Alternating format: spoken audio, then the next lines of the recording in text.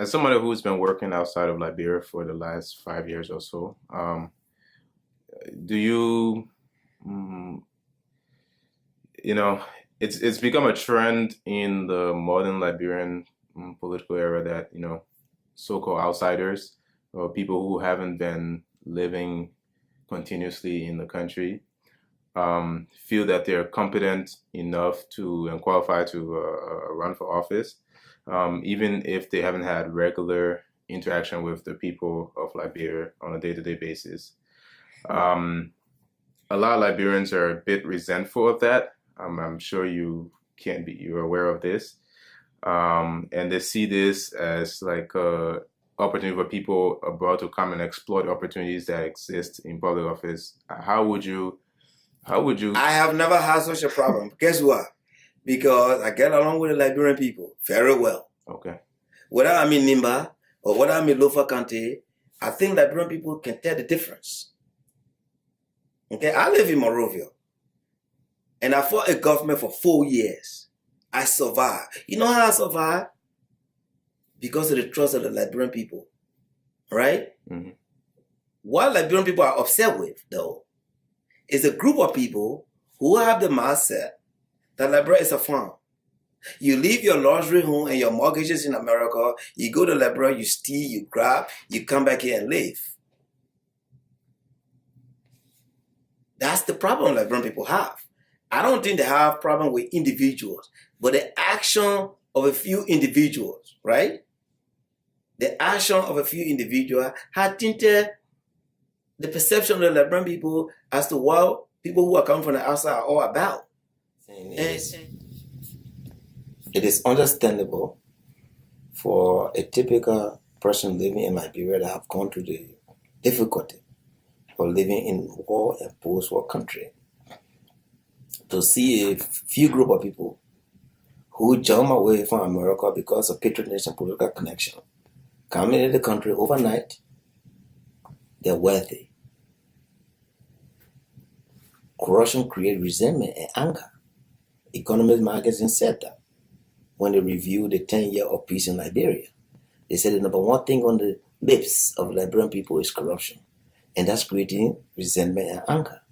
For example, how do you think if I live in Liberia, if I had lived throughout that war and post-war, and then I hear on the radio, some lady came from America and the national port of authority, $800,000 in one or two transactions is gone. 800 United States dollars. How you think I would feel? Most of these people can't even afford money to go to send their kids to school. But people who couldn't make a living anywhere else, they are making a lot of money in Liberia. When the late Harry writes about $80 million at no car, and Chris Neo say, I left $31 million. Poof! Noka is going bankrupt. And who is Anoka? The majority of the people who are Anoka are people from America. So that creates resentment.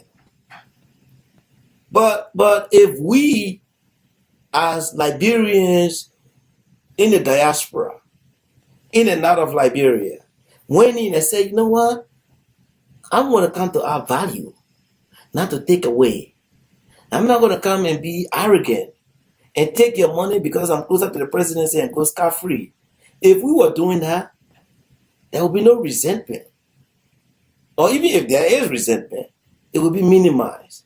But as long as corruption is put in the face of people who have struggled and lived their life in war, and they are suffering the effects of living in a post-war country, but they're seeing the few people that are coming and living a lavish life, I don't see why they wouldn't be resentful. I would. If I were in that situation, I would do exactly what Liberians in Liberia are doing to people in the diaspora, because we have to behave.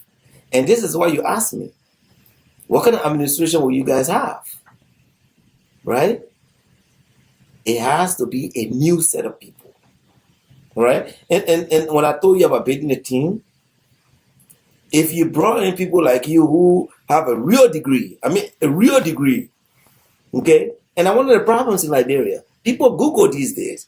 They know when you come in, you see you got PhD, and then you got it online, and they see you driving car, they're gonna start questioning. Okay?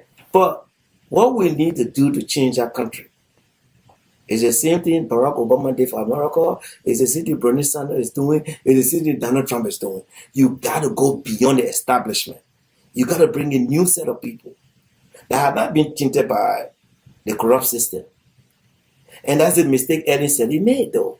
She brought in the same old people that have been doing the same thing over and over and over again. Even if Ellen Sally was Jesus Christ, and she brought those kind of people around her, guess what? She won't succeed. And I told her from the get-go, go outside of the political establishment. But the outside of the political establishment she goes for the children of people who are in part of the political establishment, failing to realize these children grew up with their parents, and people learn from their parents also. So for me, I want people who don't have a brand name in Liberia.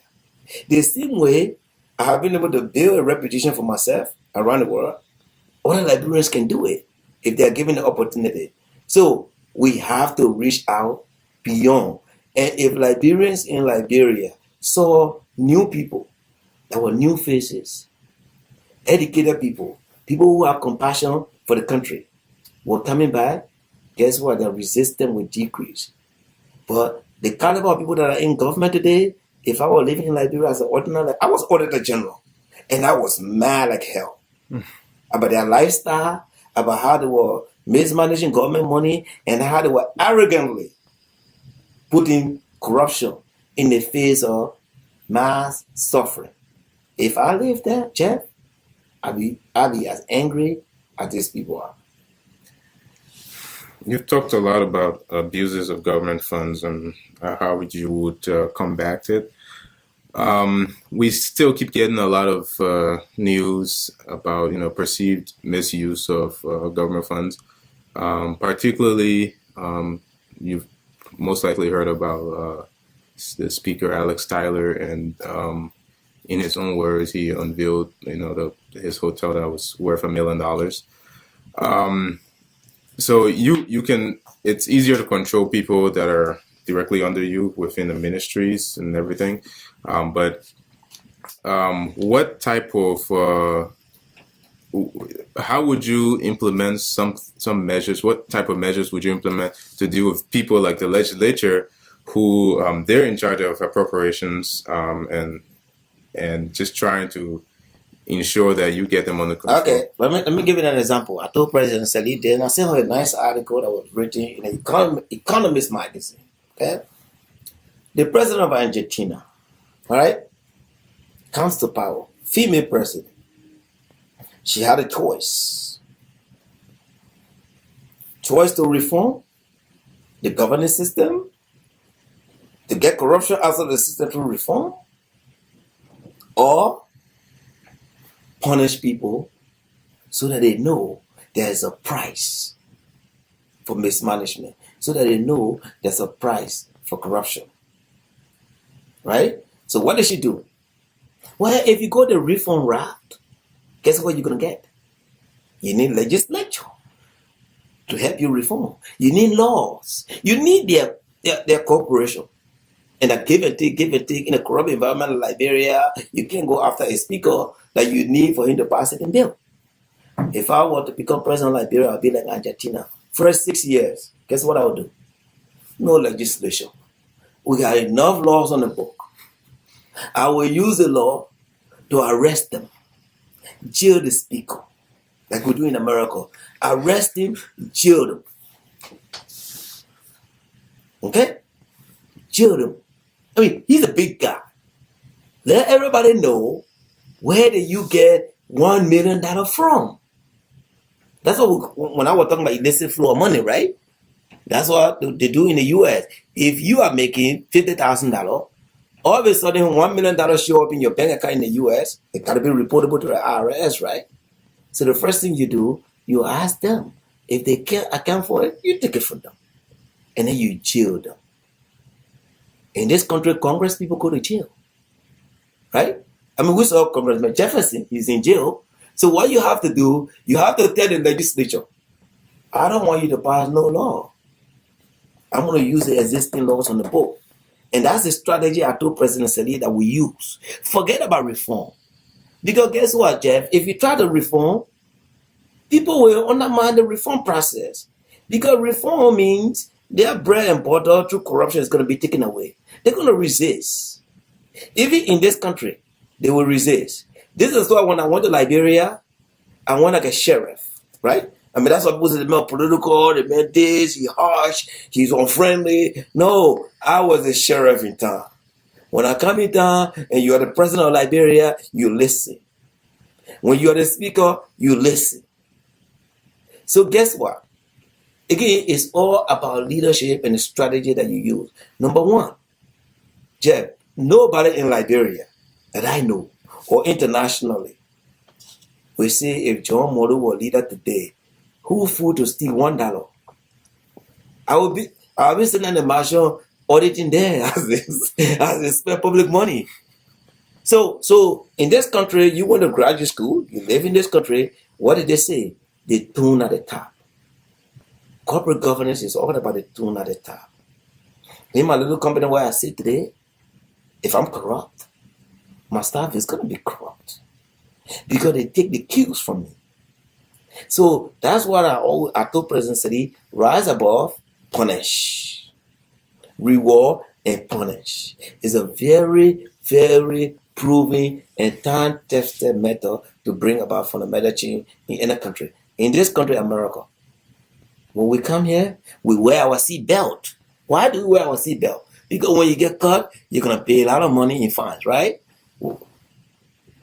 Why do we not go and steal public money? Because you're going to go to jail. So a Liberian is the same Liberian. Live in Liberia one way, live in America another way. But they're still Liberian. So people who say Liberians are inherently corrupt, I don't believe it. Because guess what? When they're in London, they don't do that foolishness in London. When they're working here at AT&T or MCR or the big company, they don't go strike deals and undermine the company interest. So, but what did they do in Liberia? Because it's a country that have nurture impunity, that bases everything on patronage. So, my answer to you about speaker, about legislature, about people in government, you gotta punish one of them. Okay? And here's another thing that Brent need to understand. Everybody in Liberia say, I took a loan. The first thing they tell you, I took a loan to build my house or to build my hotel. I took a loan to do this. But I told the outgoing central bank governor, Bay Jones,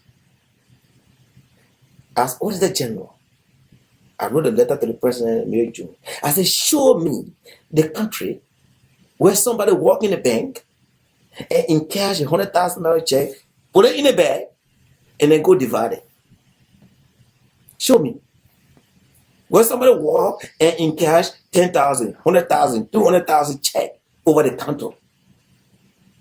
Show me in the world where you go in cash company check.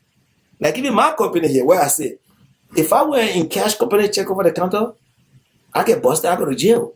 Because all company check must be deposited. That's the rule in America. But in Liberia, when I was doing, for example, the county development audit, superintendents were in cashing $100,000 check and putting it in a bag and going to Lofa or Nimba or whatever and distributing the money. So the banking system in Liberia gotta be cleaned up. And if people are saying they all got their money to the banks, then we have to do a complete overhaul and audit of the banking system to see how many of these loans are in default. And is it insider trading that they're doing in Liberia? We just saw another bank got bought over because they were about to go bankrupt. So a lot of people will argue to you. I bet you speak a Tyler, I think I read something where you said, oh, I took a loan. $1 million loan. Well, what collateral did you have for $1 million loan? Can you go in this country and take $1 million loan? You better have some collateral, man. So, but these are the questions that people are not asking. Okay, you got a loan. How did you get a loan? Did you use influence peddling? Did you use your influence in the bank to get a loan? Was the loan given on an arm's length transaction? Was it legitimate? Did you have collateral? Because I don't know any country where somebody just get a $1 million loan easily like that. But in Liberia, it's possible. So there are a lot of ways that you could quickly, within 6 months, demonstrate that a new sheriff is in town. One, as a president, you got to distance yourself from the group. You got to be above. No matter your weaknesses, people will look at you and say, you know what? I believe in the integrity of that person. And don't mess around with them. Number two, don't focus on reform. Use the existing laws that already exist and punish people under those laws. Number three, clean up the banking sector. Because I will tell you one thing, as an accountant and as a finance guy, you know what Thomas Jefferson was so much afraid of banks? Why? Why? Because he felt that banks are the most evil. I don't agree with Thomas Jefferson, but if you look at all the financial collapse in the world, it's not possible for there to be systematic corruption in any country. And you can disprove it. There cannot be the level of corruption that's in Liberia without the agreement of the banking system. The banking system is the problem. There will not be a collapse of Enron without JP Morgan or all these other banks supporting, or at least looking the other way. So this is why I believe the central bank governor failed, in my judgment. And he and I had a lot of disagreement. He and I don't see eye to eye because I was pushing him to clean up the banking sector. Because as an auditor general, I was overseeing the whole government, and I saw at one point where somebody willy-nilly created a fictitious account at the bank, at Echo Bank, falsify the president's signature, falsify the minister of finance official signature, and in the matter of a day or two, transfer $1 million willy-nilly to a fictitious account. How is that possible? So I told the central bank governor, the thing they're doing in America, we need to do a stress test on this bank. We need to figure out what's going on in the banking sector, because my fight against corruption is never going to succeed without cleaning up the banking sector. So these are the areas that I would target immediately. And I can tell you the private banks will collaborate. And I will tell you one thing, and you can double check with Tiawan Congo when he was Solicitor General. The international community said, freeze all the assets, right? They wanted to freeze Taylor people assets. The Liberia Bank, FBDR, the bank that's supposed to be the government bank, refused to cooperate. So unless we can begin to look at some of these issues, number one, leadership and integrity, focus on punishment and cleaning up, be a sheriff, go out and fight crime, fight economic crime, and forget about all the reform. Because how many laws can we pass? We got public financial management law, we turbo. You know what I told Ellen Seri one day? I said, turbo law. Huh?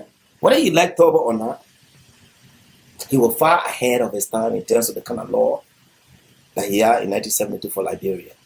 I mean, the executive laws are so good. In fact, the executive law that I was operating under is far more powerful than the Auditor General Law of America.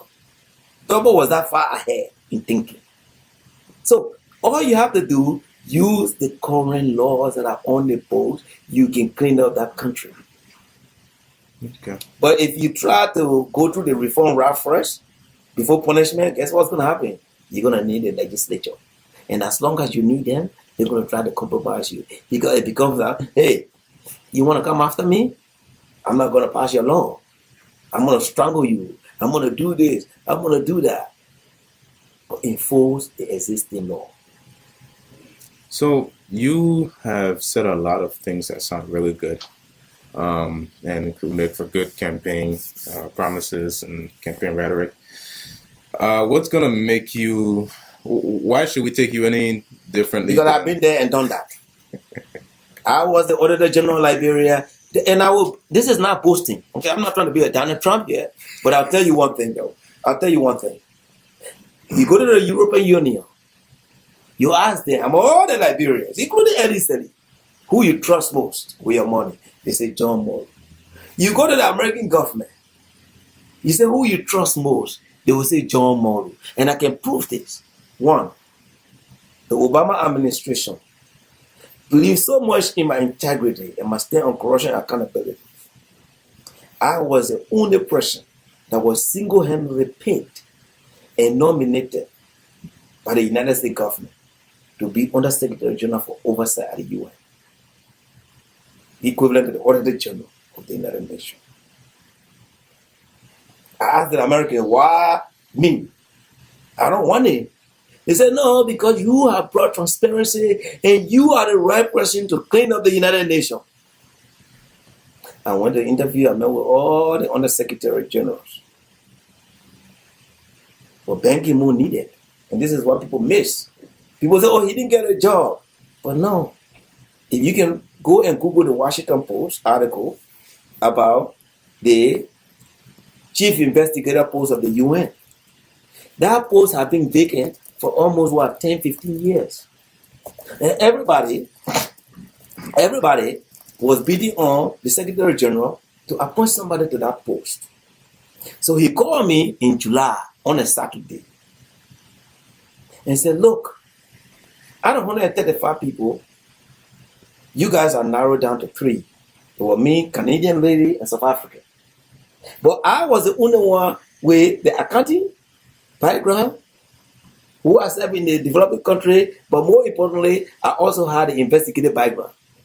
Okay, so I had a forensic credential, and I had the auditing and the accounting credential. I had all 3. But the Secretary General said, I need you to help me clean up the system. So I want you to be the chief investigator of the United Nations. Saturday, July.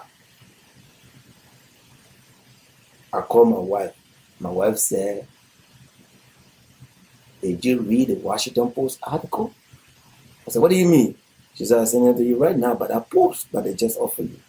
She said, moving from what? A fire to a frying pan. Don't take it. Immediately, I called back the Secretary General. I said, I'm not going to take that job.